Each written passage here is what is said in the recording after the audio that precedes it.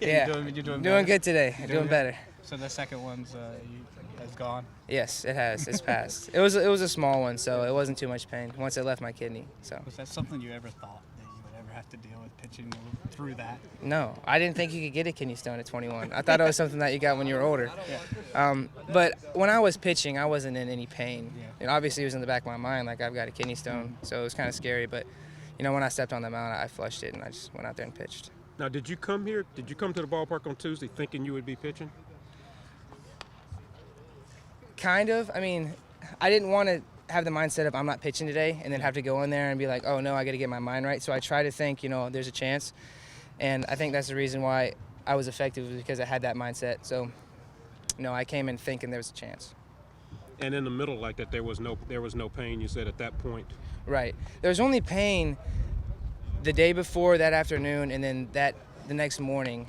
But then I got a CT scan, and they said that it had passed through my kidney, so it was out of my kidney. And that's the only pain I had was in my kidney. Once then, it was just I had to pee it out.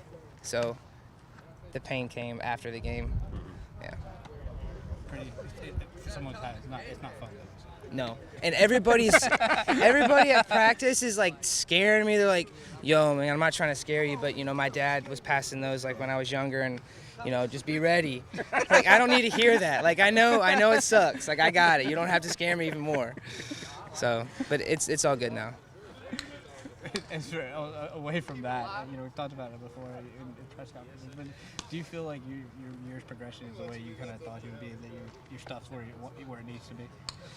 Yes, sir. I'm happy with the way that I'm pitching right now and the way that I'm throwing the ball. I don't think 2 years ago or last year, if you would ask me that question, I would have said I'd be the closer. Yeah. Because I don't throw 95. I don't have a wipeout slider.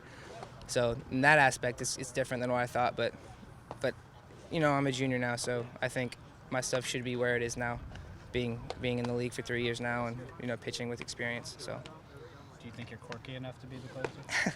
I guess so. Everybody's trying to tell me I got to do something different. Like I'm wearing my pants up now, so that's different. That's about as quirky as I get. So.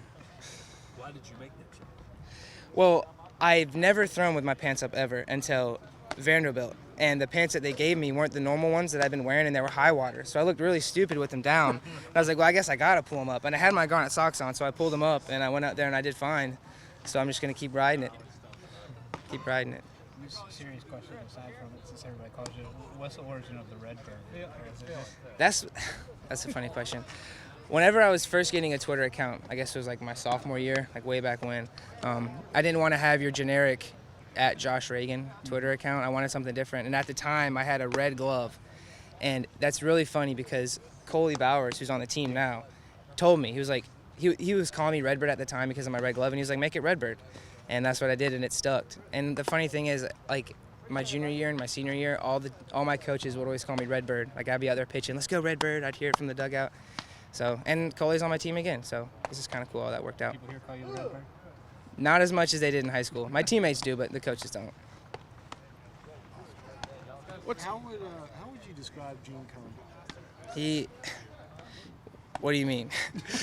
Do you see him step in the batter's box? Whatever the first thing is that comes to your mind about Gene Cone. He's a baller. He's a gamer, and when he steps in that batter's box, everything outside of the game disappears. It's just him, the pitcher, and the catcher. Like, he'll take a ball and he'll like step out and like look around, get all like move his shoulders around.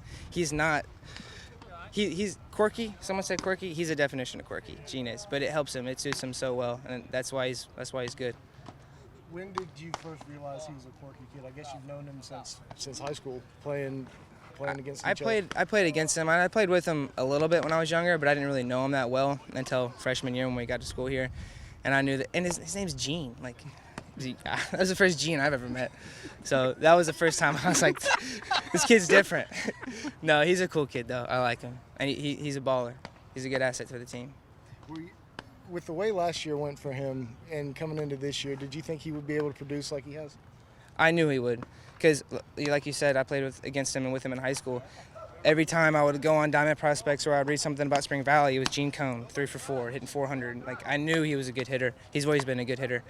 Last year, other than Kmart, really, or Jack, everybody had an off year. So I knew Gene was going to come this year and turn it on. What's it like? I imagine you have to come on the weekend. You have to come prepared all the time, considering the way your starters have, the way the starters have pitched. You pretty much know you're going to get to play. Yeah, I know that our starters are going to keep us in the game. That's for sure.